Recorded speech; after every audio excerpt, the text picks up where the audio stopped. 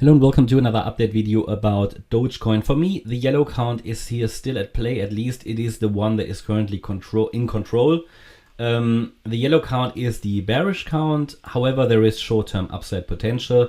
That would be pretty much in line with what I expect for Bitcoin and Ethereum as well. Some short-term upside potential. However, this would become pretty much invalidated if we drop below the low of the A wave here of this Elliott wave triangle, which would be a drop below 9 cents. So if we really drop below 9 cents, this Elliott wave triangle that I have sketched out here is probably not going to work out. So I've got it labeled as, let me just go back. I've got it labeled as generally this pattern here as an ABC. Oops, where is the, I don't know why it shows I'm offline. Let me just try that. Need to reconnect here quickly. Problem is with this stuff here, when for some reason the Wi-Fi disconnects, it doesn't do anything on TradingView. So I think I'm back online. Yeah, don't know what happened there. Oh, there you go. Let's delete that. So the idea is that we are in this sort of ABC wave structure, ABC of a wave 2. Yeah, that we came down in circle wave 1, that was bottomed at around 7 cents. We can now move up in a wave 2. And would come down in a wave 3, 4, 5, and so on. Then would take us down to lower targets. I can't really give you a super accurate target yet because we need to know how high does wave 2 really go. Yeah. So that is currently my view. And I gave you in the previous video an ideal target for this C wave, and we get that by taking the length of the A wave and project it out to a possible wave E low, which is then the bottom of the B wave. Round about 13 cents would be an ideal target for a C wave here. At the moment, this structure can be seen as an Elliott wave triangle, as I explained. Yeah, so A, it's gone again. It's crazy. Don't know what's going on. I have to connect to the other router. Okay, there we go.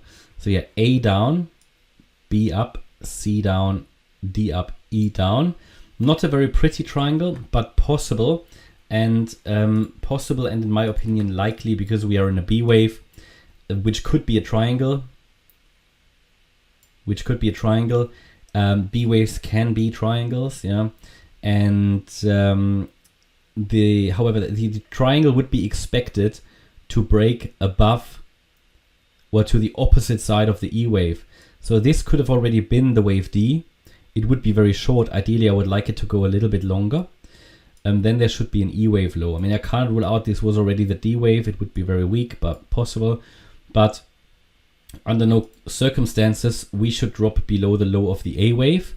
Again, that is 9 cents. If we do that, I think it increases the likelihood to drop to the downside here, to break the ascending trend line, and then we might already be in an immediate sell-off. Yeah, we'll retest 7 cents and maybe then go lower directly. But as long as we're holding this A wave low at 9 cents, we can move higher in a C wave from this triangle pattern. Yeah, I mean, even if we come down and go below the 9 cent level, as long as we're holding the ascending trend line here, I think it should all be okay and we can move higher in C. The triangle is only one way how this B wave could play out. You could also argue that this is something like a potential bull flag or bullish pennant, maybe descending wedge or something, depending on how it's drawn, yeah, which would ideally break to the upside. We can also draw the Fibonacci retracements from the low to the high, actually, or maybe to this one. And you can see we've pulled back to the 38.2% Fib level. The 50% level is pretty much at this 9 cent level. So this is one where I wouldn't be surprised to go down to. Going below it would probably lead to a direct sell-off. Confirmation that we are going higher, well, I think, well, you will probably, the best confirmation you will really get is actually a breakout here to the upside and a break above. So first of all, breaking out of that wedge to the upside, and then a break above the A wave high here at 10 cents, 10.7 cents basically, 10.8 cents. That would most likely take us higher in the C wave into the 13 cent region. And it's really only if we get above this wave 2 high, yeah, sort of in that region, if we get above that level, that we have to take the bullish count more seriously. So, however, in the short term, they wouldn't be much different because the blue count, short-term upside, the blue count would actually be the bullish count where we should eventually go above 16 cents, above the wave 3 high. That would be the leading diagonal count. I'm not really a fan of this count. Yeah, it would look like that. But in the short term, it's not much different from the sort of bearish count that has short-term upside potential here. A, B, C, yeah. It's all about how high do we actually go, yeah, where we will then morph from the bearish count with short-term upside potential to the, let's say, more substantial bullish count. But in terms of bullish count, I wouldn't necessarily bet on it. For me, if we get those 5 waves, yeah, and if in the blue count we really go above the wave 3 high, well, yeah, okay, then we can be more confident that we are going to do a possible breakout. But also then, you know, I would expect the wave 5 somewhere then to finish, because imagine you go up all the way to the top of the channel, around 16 or 17 cents. It will get massively overbought most likely. So it would then come down anyway, because this would be a 5-wave structure to the upside, which would be followed most likely by an ABC. If we get the 5 waves up, we at least have a confirmation that we have a 5-wave structure to the upside.